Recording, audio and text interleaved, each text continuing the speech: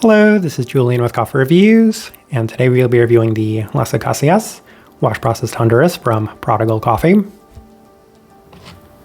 there's the bag right there. And Prodigal, based out of Boulder, Colorado. And this is their fourth ever appearance on this channel, having previously reviewed several of their wash processed Colombian coffees over the years. And before we start, I did want to touch on my feelings on reviewing this coffee roaster, as the owner of this company is a bit of a controversial figure. And truth be told, it'd probably just be easier for us to never review any of Prodigal's coffees. That way we can avoid any sort of controversy. But we do have quite a few people that reach out to us pretty often asking us to review Prodigal's coffees. And that's actually how this review came about, as someone did suggest one of their other coffees to us, and we decided to add this one alongside that order, given that this is a pretty interesting sounding coffee. That's been the other thing about Prodigal, is that they definitely do offer some pretty interesting and rare coffees that are difficult to find from other coffee roasters as well. Now, I personally have never had any interaction whatsoever with Scott Rao one way or another, so for that reason, it's pretty easy for me to be objective and unbiased as possible.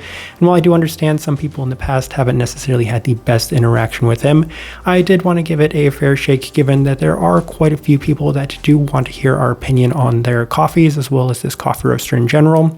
So for now, we'll just go ahead and see how this coffee turned out, as this right here is day 39.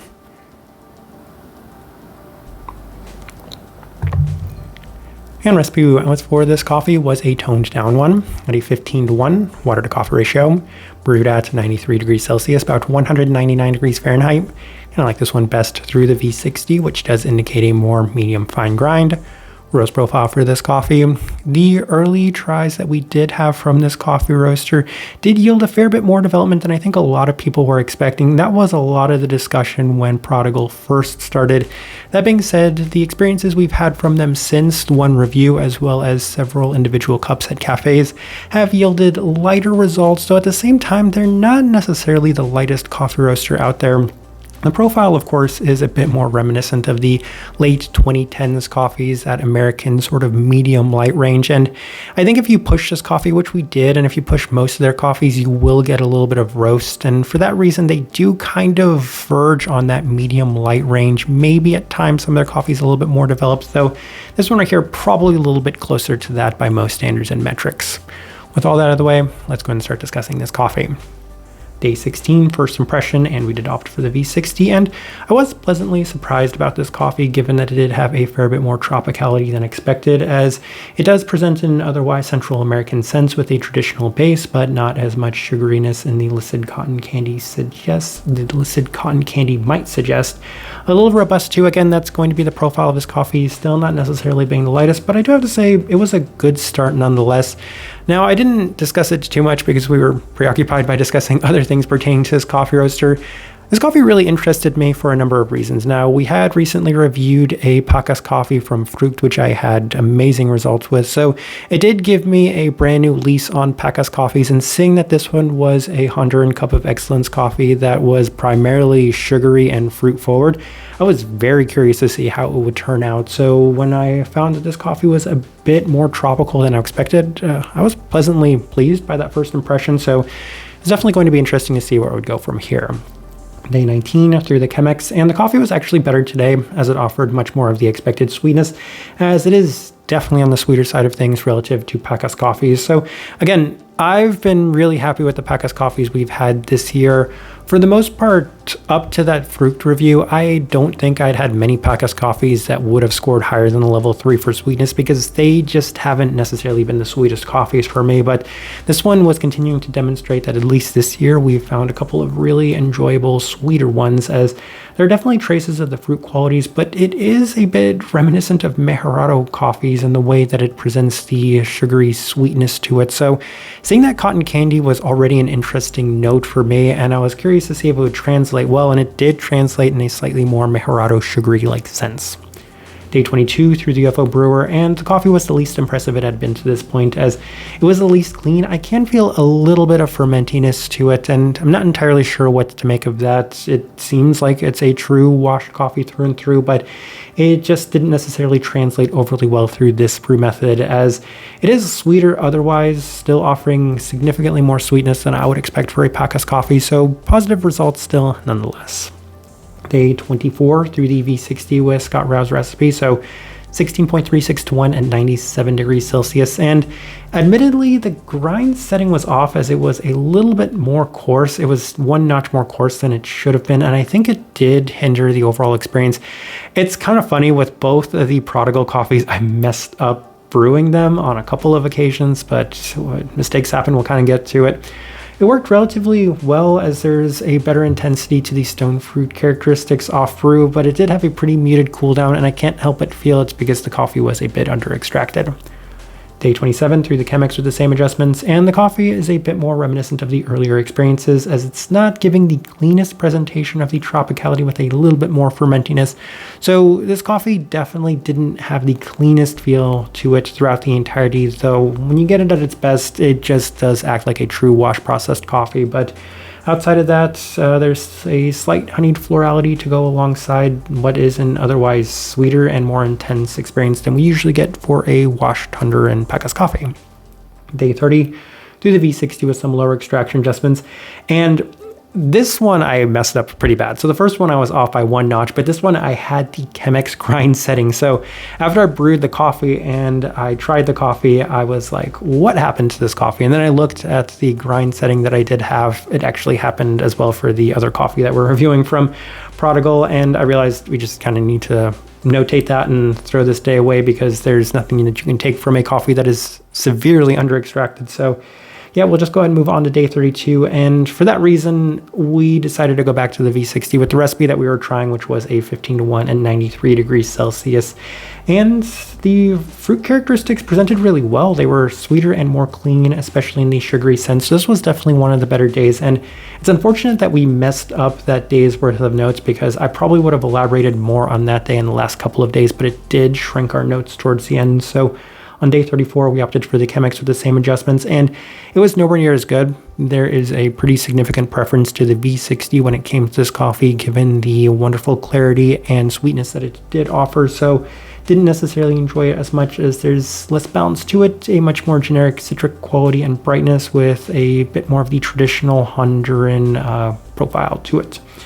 Day 36 found that we have through the V60 with lower extraction adjustments, and the coffee is at its best again with plenty of sugariness to it, so the listed cotton candy note definitely came true, especially when you're able to get this coffee at its best. All right, let's go ahead and put up the tasting wheel so you can see what we're getting.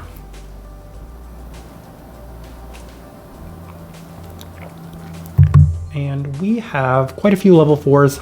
Let's go through those. We will start with the cleanliness level 4. So even with this one not being like the lightest coffee in the world, or also not being the cleanest with a little bit of fermentiness presenting at times, it definitely was never in jeopardy of scoring lower than that level 4, especially given that there is really nice definition to the citric stone fruit as well as sugary qualities of this coffee. So level 4, especially given just how well defined those are, more than justified within this one. Finish level 4. I really appreciate the way that this coffee does finish. Now, I'm not going to go as far and say that it's reminiscent of the Mejorado, the Pepe Mejorado that we had from Manhattan, that probably still remains our favorite coffee we've ever reviewed to date, but the way that the sugariness does kind of linger in the experience is a bit reminiscent. I would say it's like, I don't know, 40% of what we experienced from that coffee, which in itself is a pretty big victory. I didn't truly expect that it would be as pronounced and intense in this coffee as it was. So I was quite happy with that, and as a result, the finish there at the level 4, especially with it being on the sweeter and more sugary side of things, very enjoyable within this coffee. Sweetness, we've already touched on that quite a bit, largely that sugary component to it, but let's go ahead and move on to the other qualities. The citrus fruit level 4, if I remember correctly, I think it's grapefruit, which I can see, it's actually orange. I might be mixing up the other coffee, but yeah, orange and mango are the two notes that they have listed on here. And given that this coffee is just a little bit sweeter, I'm more than happy to align both of those fruit qualities with those specific characteristics. So citrus fruit level 4 in a sweeter sense, stone fruit level 4, both of which in a sweeter sense. And especially the mango, given that there is that slight fermentiness to it, also makes a lot of sense. So very happy with both those being there at the level 4. Let's go ahead and move on to the level 3's acidity level 3. Not the brightest coffee. Definitely didn't expect it to be. I'm not entirely sure what you usually associate with pacas coffees, but I can't imagine that they are considered a brighter varietal, given that it's kind of the same thing with sweetness. I usually don't get a lot of brightness from pacas coffees, and it seemed to be the case, though this one being a little bit more fruit forward possibly could have been that way, but let's go ahead and move on. Florality level 3. Same thing, don't usually experience a lot of floral characteristics within pacas coffees. So this one being there at that level 3, I did get a little bit of that honey characteristic, which I briefly mentioned, but nowhere near as abundant as the fruit or sugary qualities within this coffee. And then 2 things worth mentioning. We have the caramel level 3. That's entirely the sugary quality of this coffee. And again, I'm going to continue to go back to that largely because it wasn't expected going into this. Even with that cotton candy note, I had a lot of skepticism, but especially even the first time we brewed this coffee, I didn't necessarily have results that would have indicated it was going to be as sugary as it was. But the more we worked through this coffee, the more we were able to get that in an isolated and very well-defined sense. And then the final thing worth discussing, body level 3, plenty of texture to it. I feel like that was probably a given, all of the combination of factors within this coffee. So it being brewed through the V60, it having just a little bit more development to it, and at the same time, it being a pacas coffee, a Honduran coffee, I fully expected level 3 throughout the entirety of it. So that makes a lot of sense. But yeah, as I am looking at this tasting wheel, I do think it is a pretty good representation of what we are getting from this coffee. All right, so my overall thoughts and impressions of this coffee. I do have to say I was pleasantly surprised. So this is obviously very good green. I mean, 10th place in the Honduran Cup of Excellence. You have some expectations going into it, and I felt like they did exceed my expectations. And as of this moment, this is my favorite coffee that we'd ever had from Prodigal. The other coffee that we are reviewing from them as well, I would say was on pretty equal footing. I'm not entirely sure which one I enjoyed more because there were certain days I enjoyed that coffee a fair bit more. There were certain days I enjoyed this coffee a fair bit more. And it was for a lot of the same reasons. They were much more fruit, sweet forward experiences. And for that reason, this is one of the more enjoyable pacas Honduran coffees we've reviewed. So credit to Prodigal on this one. Again, just being kind of honest with the results that we had with this coffee. Far exceeded my expectations, truth be told. Type of person I would suggest this coffee to. If you do like your more fruit-forward Honduran coffees, I do know that there's actually a little bit of a market for these sorts of coffees. As I've heard a lot of people discuss them. Same thing with like Brazilian coffees. I just don't usually experience a lot of them. So having something that presents this fruit-forward and this sweet was a nice, pleasant change of pace. Now, again, it's not going to be the lightest coffee out there. That's definitely something worth keeping in mind, as I feel like we probably could have messed this coffee up if we pushed it more. But I mean, we already messed this coffee up a fair bit throughout the entirety of this review. So yeah, that's kind of the best direction I can point somebody towards on this one, and also the best way I can leave this review. If you by chance had an opportunity to try this coffee, I'd love to know your thoughts and impressions of it as well. If you're enjoying the content, give this video a like, subscribe if you're not already subscribed. So right here has been a review of the Las Acacias wash processed Honduras from Prodigal Coffee. Thank you for watching.